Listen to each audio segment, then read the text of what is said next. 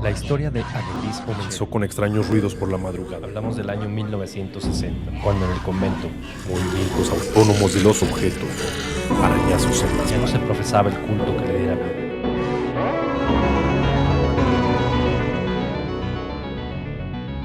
Hablemos de terror.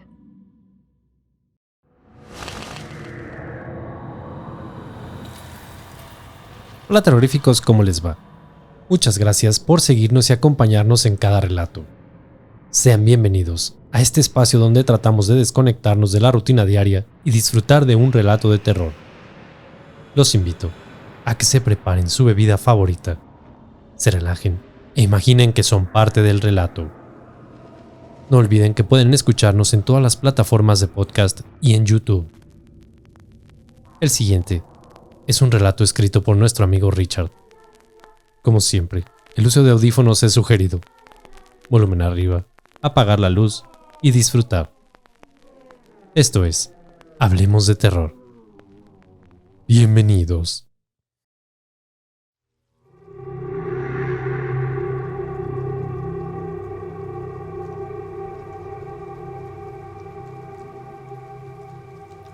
Antes de esa noche, y al igual que toda la familia, estaba convencida que la salud mental de tía Sandra estaba empeorando.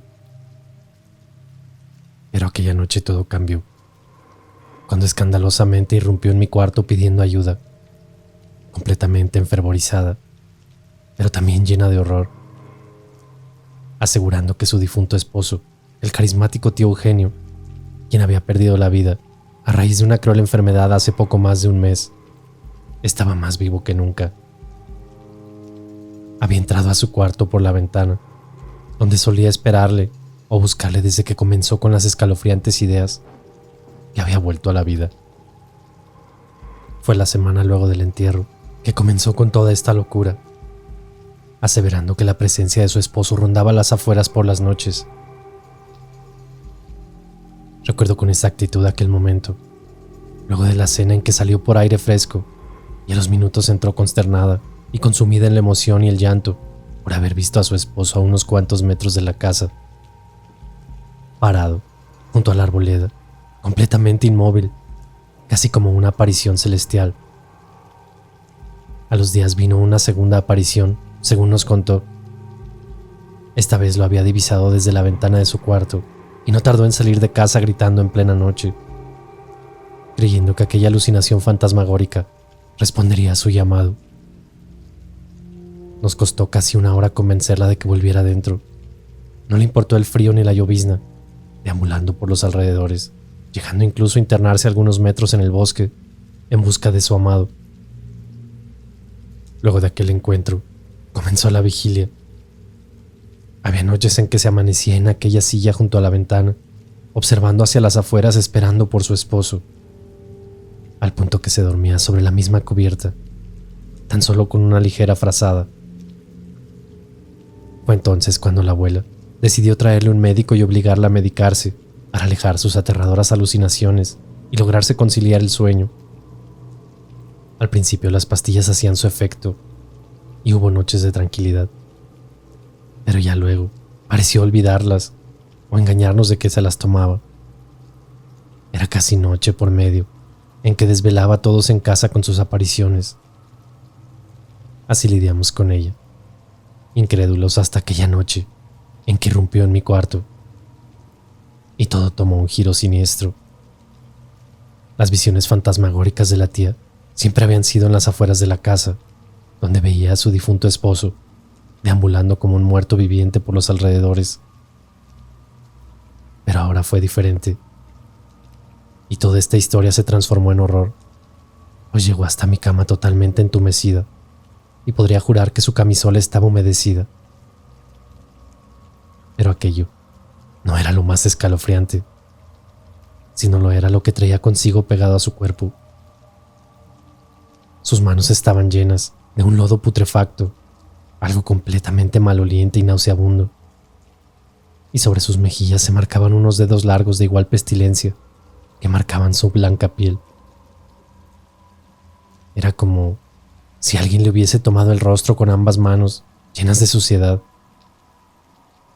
Cuando acerqué mi lámpara a su rostro y descubrí aquello, un escalofrío recorrió mi cuerpo y llevé de inmediato mi mano a mi nariz para repeler la pestilencia aquella. Olía como a un basural. Sus mandíbulas castañeaban y tartamudeaba al hablar.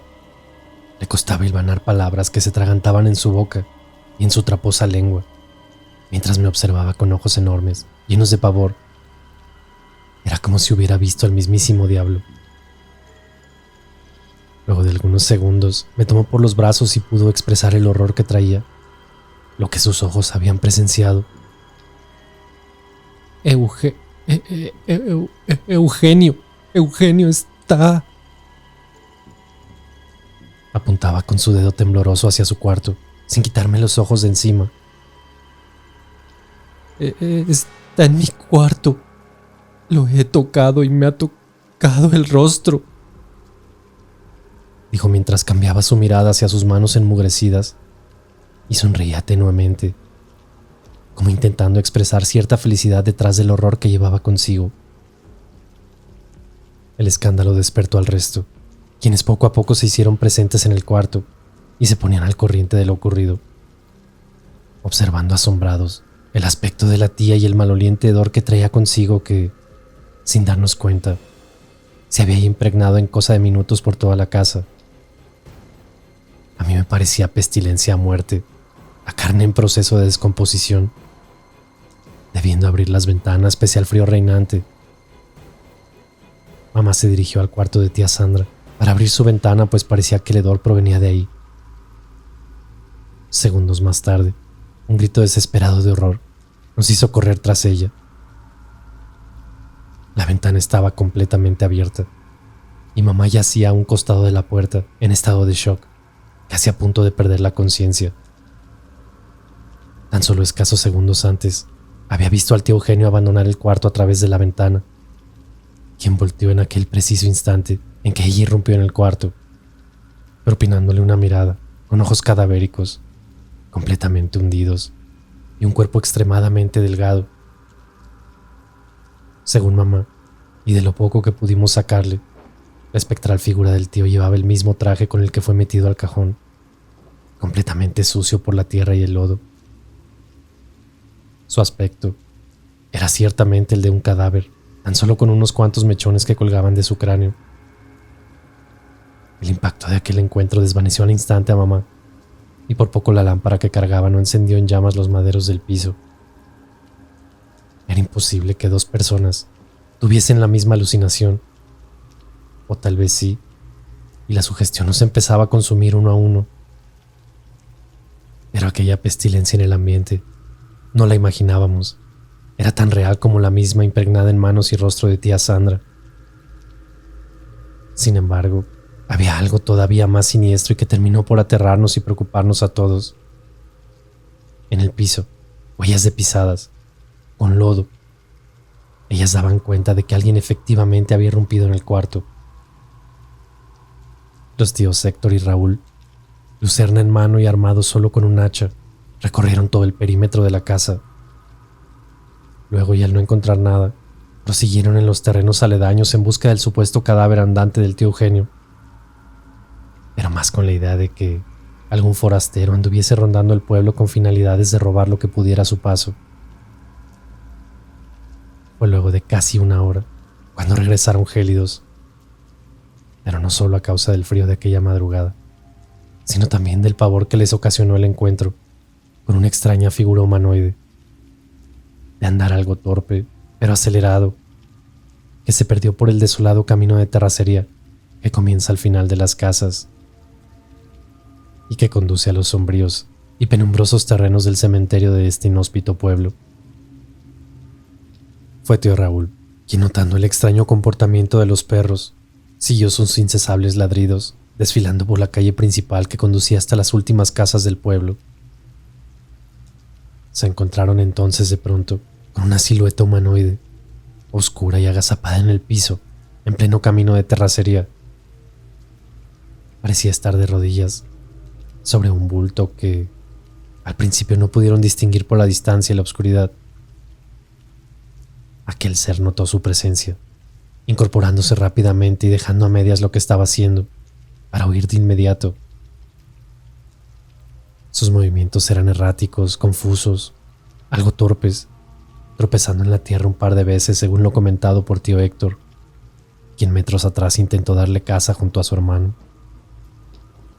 La persecución no duró mucho, pero no fue a causa del pésimo estado físico de los tíos, sino más bien acabó cuando se dieron cuenta de a dónde los llevaba aquella figura en su estampida.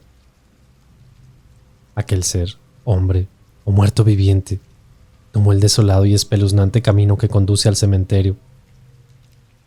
Absolutamente nadie en el pueblo se atrevería a poner un pie en él, ni en sus alrededores, cuando cae el sol. Hay ciertas historias que guarda aquel cementerio, de las que nadie se atreve siquiera a mencionar. Si bien está a un costado de la iglesia y plagado de cruces y símbolos sacros, se dice que nunca ha sido tierra santa de verdad, que sus muertos no descansan realmente. Y ello creo que es la mayor razón de terror de la gente de este pueblo.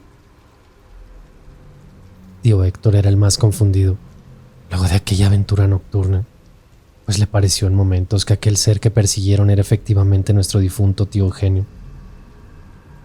Claramente en la oscuridad, e iluminados tan solo por lámparas de aceite, sometidos a la sugestión y el miedo, cualquier sombra o estímulo vago aleatorio de la noche podría ser percibido erróneamente como la forma humanoide, irreconocible de nuestro finado.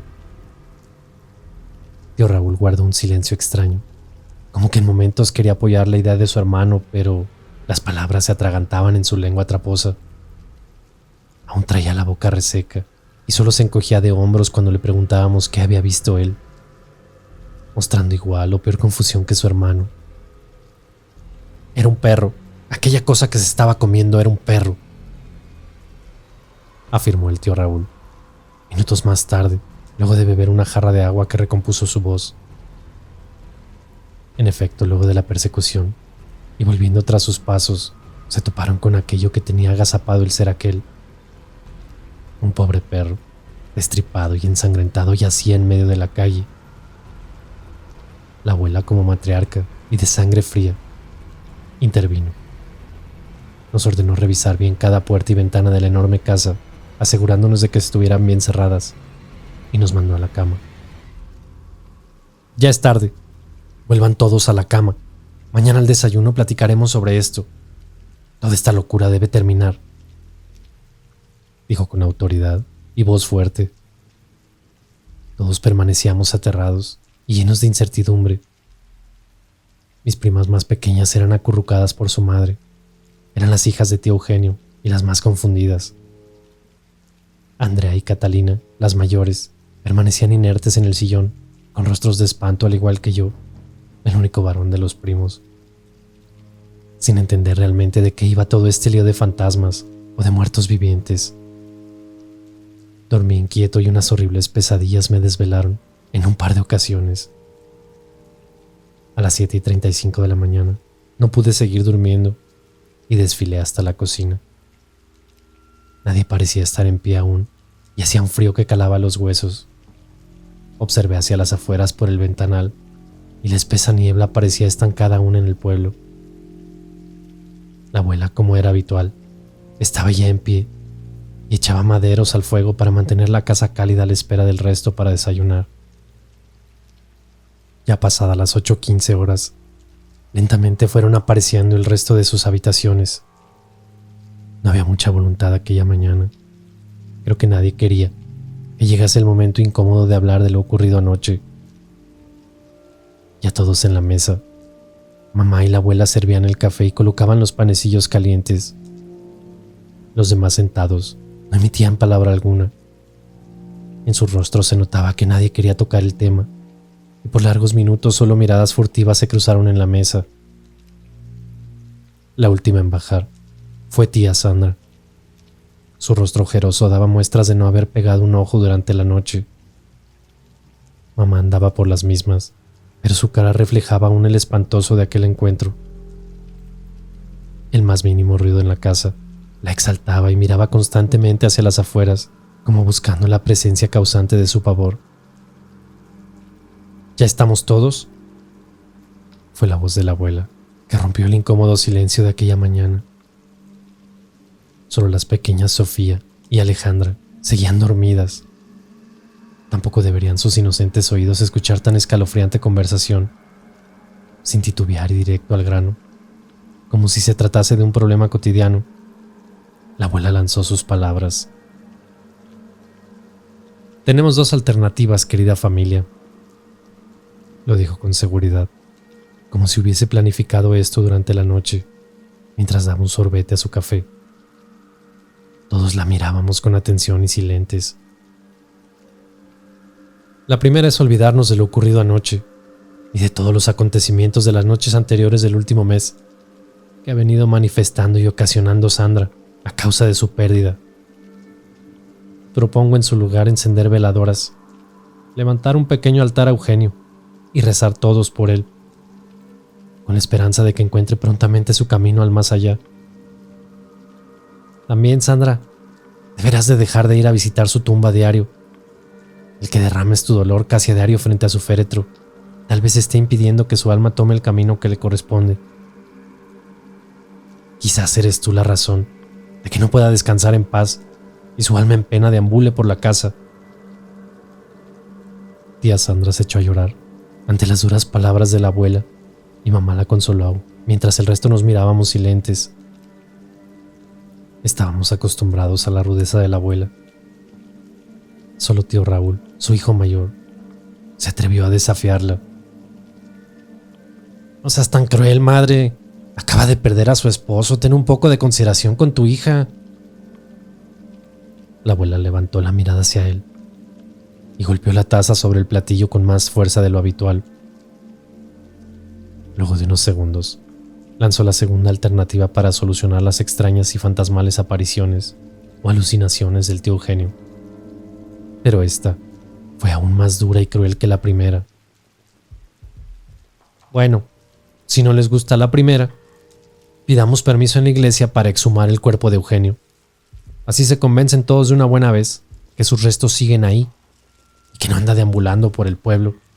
Ya basta de toda esa tontería, concluyó, elevando la voz. Luego se paró de la mesa invitándonos a tomar prontamente una decisión. Mamá se echó a llorar y las esposas de mis tíos sollozaron igualmente. Estábamos acostumbrados a la dureza de la abuela Olga, pero esto había sobrepasado los límites.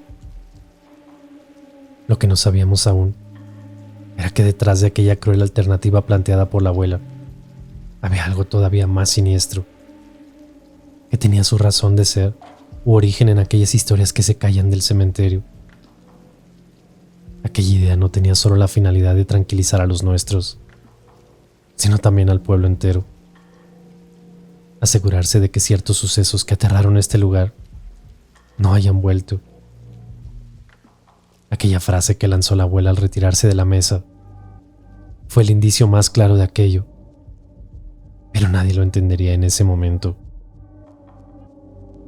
No debimos enterrarlo bajo tierra. Debimos haberlo hecho en un nicho. Con razón todos están asustados nuevamente en este pueblo. Todos la escuchamos, pero ninguno se atrevió a preguntar el significado. Tendríamos que esperar los días posteriores para entender de qué iba todo esto.